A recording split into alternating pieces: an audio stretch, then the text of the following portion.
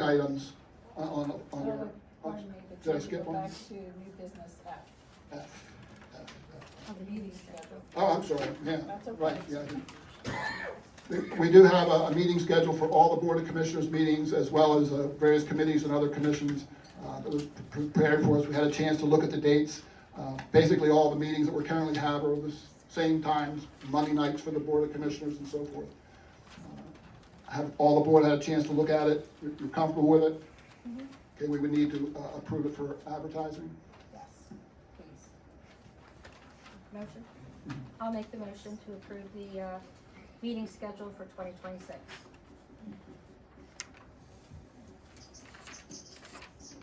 I'll second. Thanks, Al. A motion's been made and seconded to approve the meeting schedule for 2026. Any other questions or discussion? All those in favor? Aye. Any opposed? Any opposed? Okay. All right. All right, now, the last three items, before we get to closing comments, are litigation issues. One is concerning the Gilbertsville Road open space project, the other is the Smola Farm project, and the other concerns a mixture of things that we're going to call the defamation case. The defamation case is where some people on the Board of Commissioners were trying to sue citizens for defamation. All of these cases were lost by the township. However, they don't go away. And the current board, or the previous Board of Commissioners, has continued to prosecute these cases. They are in various stages of appeal, and we are getting to the point where this month, in some case, we need to make some decision as a new board as to how to proceed. Obviously, hundreds of thousands of dollars have been spent prosecuting these losing cases. We're hoping to prevent any more going out by continuing the appeals. They're listed here tonight. We would have loved to have made some motions about how to deal with them, but as even some people have mentioned tonight, they're very complicated, and there's lots of overlapping interests and concerns. Money, of course, in the end being the big one. Over the past almost 2 months since the election, we have tried to get as much information, learn as much as we could to how to handle this. Sabotage is probably too big of a word, but we were prevented every step of the way, not just the 3 new incoming people, but even the remaining people on the board, from getting all the information they needed to make good decisions or even decide how to go forward with these different lawsuits. As you see, we didn't even have a solicitor to guide us until an hour ago. So I know personally, and I am assuming well, I won't assume anything. Personally, I can't make any decisions about that at a board meeting tonight without first consulting with our lawyer. So that being the case, if I presented it well, or if I present it understandably, I would ask that we conduct an executive session at the end of this meeting in order to consult with our solicitor about these 3 issues. So I think you need to ask for a motion to add that to the agenda. You're right. I'm asking for a motion to do that. I'll make the motion.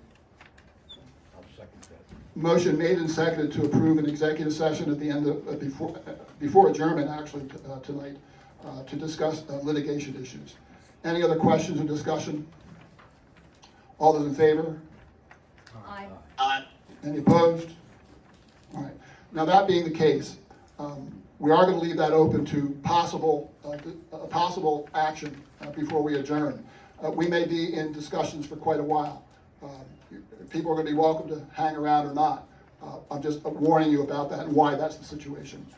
In any case, before we go to executive session, I will do a public comment. Is there any other public comment at this time? Anything we missed at all? And right there, your name and address for the, yeah, if you could come up with your, and a microphone here, please.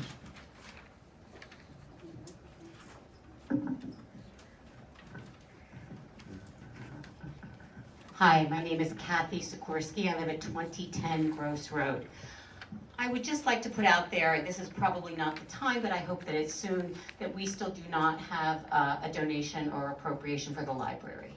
And I truly believe that, and I believe that the library has made the thoughtful process to not include Upper Pottsgrove residents anymore as people who can use the library, and that we would only be able to use Montgomery County resources. And I truly believe that there isn't anybody in this room or any child in this district who wouldn't benefit from using the Pottstown Public Library. So I do hope, it was not part of the last budget agenda, I think, who Matt is so kind to always put up. But I would like to know if you can reconsider that in any point in time in the very near future. Will be discussed. Tha- Kathy, that has come up for discussion, and we have discussed that. And we want our young people to be able to use the library, or any of our residents here in Upper Pottsgrove to be able to use the library. So that's an issue that we will be taking care of. Thank you. There may be other budgetary issues too that we'll be considering in the next few weeks to a month. And that is one of the things. Yes, ma'am. I'm sorry, we'll go to somebody new here. Oh, go. Take your choice.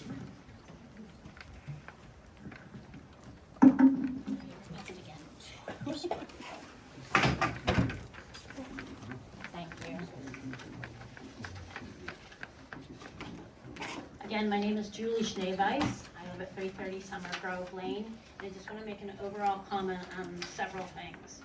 Number one, I agree we should be definitely contributing to the library. If we don't have a library of our own, we should be definitely contributing to one that our citizens and children can use. Furthermore, as I mentioned when I stood up here before, I was very concerned about comments about how we need to make things go away. I would really like the next time that we're in session, that you, as a board, identify what the words "go away" mean in detail. Does that mean that we are going to forfeit funds?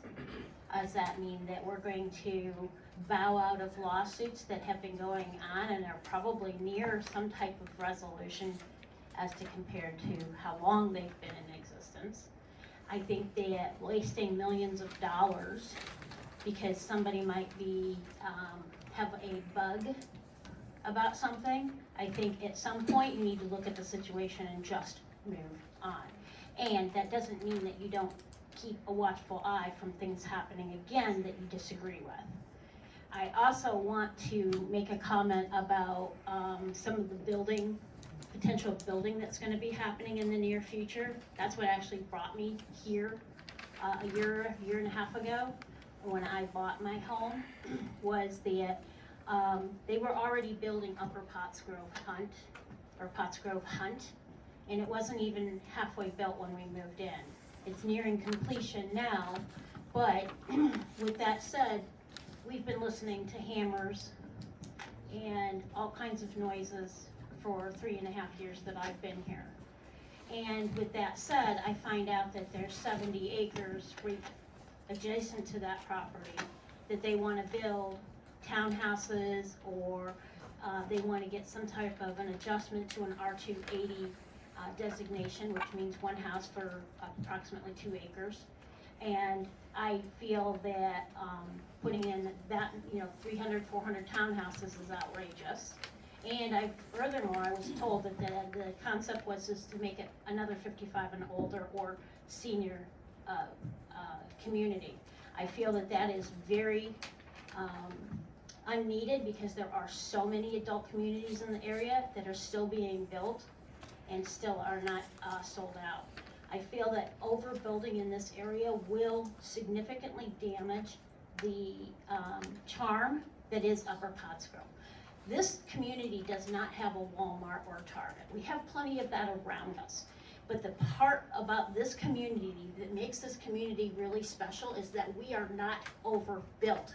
We do not have 50 people in our backyard as our neighbors. We have room to breathe.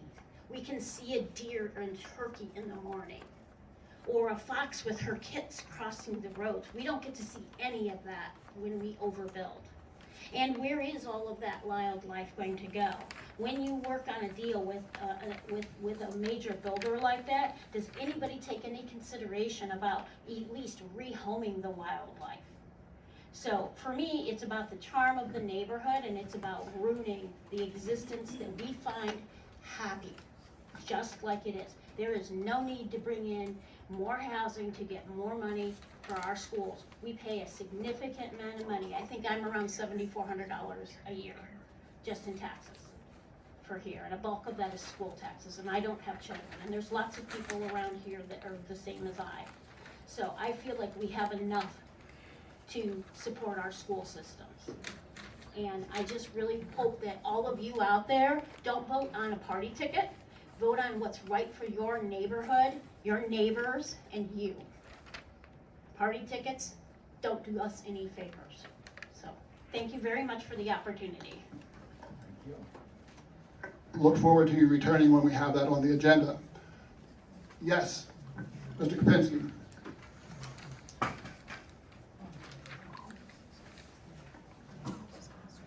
Thank you. I'll make it quick. First, I want to thank our fire department for Santa Claus coming around this year. But more important, I want to thank the new board, answering questions, taking our questions, listening to us. Now I'm going out into left field. We don't have a building. We're not going to have a manager. We're not going to have a chief of police, but we have money. I'm old enough to remember when there was a Lower Pottsgrove School, an Upper Pottsgrove School, and a West Pottsgrove School. We now have one Pottsgrove School District. Maybe now it's time to think, we had the meeting in the West Pottsgrove meeting room last time. On the wall is a plaque that talks about, I think it was February 1900, when they had the meeting to separate West and Upper Pottsgrove Township. Maybe for all taxpayers, to save money for everybody. Lower Pottsgrove has a brand new municipal building, 20,000 square feet, brand new police department. Yes, we're gonna have two managers, and I'm not for eliminating people's jobs, but you can have a manager, you can have an assistant manager. Can we have one Pottsgrove Township? We have one Pottsgrove School District that covers the big area. What do we benefit from it? I don't know what the salaries of a manager and a chief of police is, but I'm thinking it has to be 300,000 plus with benefits. Over a 10-year period, that's $3 million. We have, I keep hearing $9 million on it. Wouldn't that make a beautiful, brand new regional fire department building that would serve all three of the townships, which would now come under one umbrella and save everybody money? And what does Upper Pottsgrove have to contribute to it? We have money to contribute to it. We have the money, pay off all our contractors, all our legal fees, settle your lawsuit, and you still have to have a couple $1 million. Thank you. Thanks, Jim. Any other public comment? There being none, we have commissioner comments. Anything? Anybody? No, I've said what I was saying. Mr. Kapinski, I want to commend you for coming up and bringing up that idea. I just, I don't see it in my future, but thanks for recommending it. Michelle, anybody have anything to say? Commissioner, you got Oh, yours. got the commissioner. Losing now his connection. I just want to thank the residents for coming out this evening and to stay concerned, you know, keep up to date on what's going on. And I'm in agreement with you, ma'am. I want to keep the open space that we have. Open space is just going to become more and more important over the years. And one of the great things about Upper Pottsgrove, we have open space, you know, so it's so important to us that we try to maintain it. And I just thank everybody for coming out this evening. You know, so thank you. Tyler. Anything, Dave? Okay, and I've certainly spoken enough. As I said, we will be going into an executive session. We'll be discussing litigation matters. We may or may not have action to take afterwards, but I do suspect we'll be quite a while away from you. So, thank you very much.